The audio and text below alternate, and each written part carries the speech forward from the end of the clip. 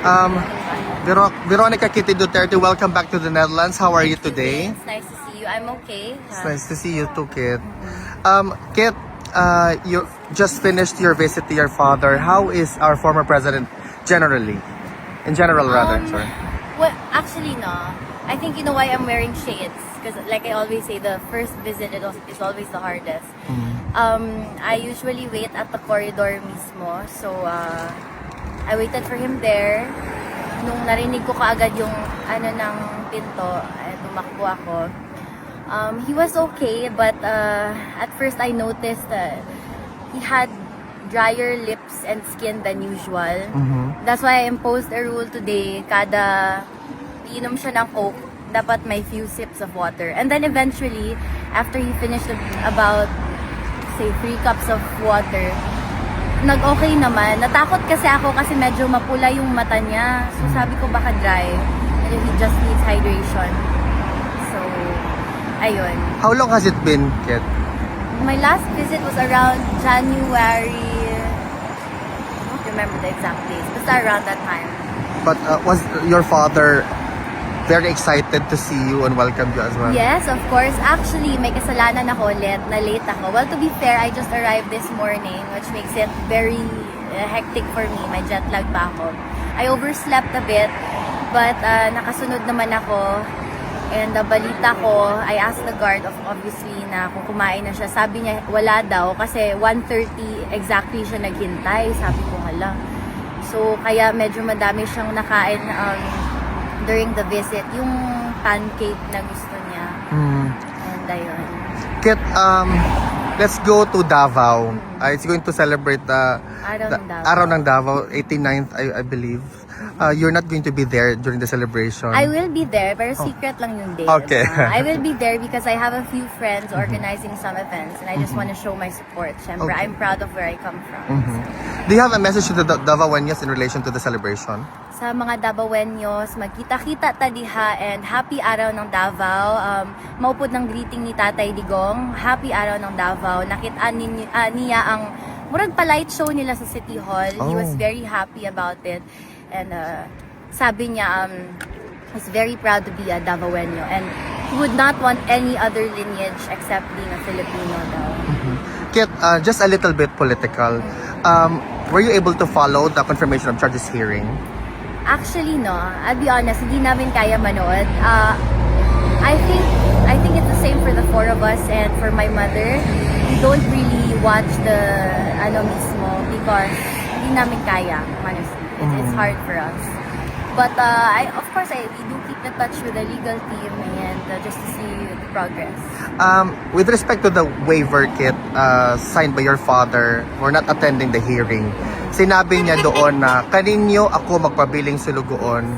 What do you have to say to that point of view of your father, even though he's already been incarcerated for almost a year now, but he remains faithful? Always the same. Always the same. Ana, good siya. He rarely ever calls himself politician. Di magaling na magpatawag ng presidente sa una during his time. Ang favorite niya na ginatawag saya is Mayor Gyud. So, he's the same. Always the same. He calls himself public servant instead of politician or whatever he is. No problem. Kit, just to conclude this interview, just a quick interview. Do you have a message to those individuals who still continue attacking your family up until now? May it be through different means or platform? I do not because first of all, I don't give attention, time, and effort to the ones who aren't worth it. I've always been like this ever since I grew up in the public eye. I've been exposed ever since, even as a teenager, if you notice. I only speak up when it comes to defending my mother, my father, my family. But at this point, it's there. VP Sara just announced that she's running for president this 2028. And in fact, ayun, napag-usapan namin ni PRRD. May sinabi siya, sabi niya, although he is beaming with pride hearing that, he also feels for her talaga. Because he said na parang, no amount of adulation and honor could ever compensate for you know, the misery and agony daw of being president. Sabi niya, look at me now. Sabi niya, ito yung trono ko, like pertaining to the chair beside him na yung ano. But just a quick follow-up on that. What's your reaction to your sister, Vice President Sara Duterte, when she announced to run for presidency? All of us are very proud. We talked about that. But also, there's this fear inkling for her, of course. She has children who are bata pa. And, you know, that makes all of us a target. But, well, alam namin kaya niya. Siya pa ba?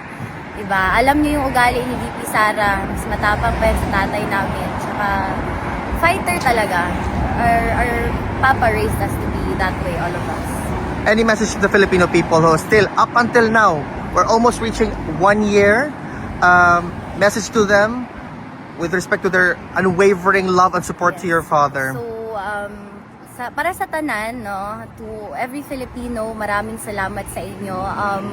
I don't think I can show how much I appreciate the support because obviously I cannot be everywhere simultaneously. But when I run into Filipinos, when I see them, magpasalamat yun ko. Kaya in fact, during our first time here sa Hague, last year around March, ang nagpakaon sa amo, ang nagtabang sa among transportation, puro gyud OFW. I don't think the first time na ako diri, I don't think I've ever bought food for myself. So, di ba, dito man minamayat, pero ang sa tinood lang ha, I told my father this, the love of the Filipino people for you extends to every descendant. Ingana siya kaano, kay dako gid kayo nga tabang ang mga Filipinos sa amo. Even here, sample na kay Ate Janie, ang sapatos, di ba? So, daghang salamat yun to everyone.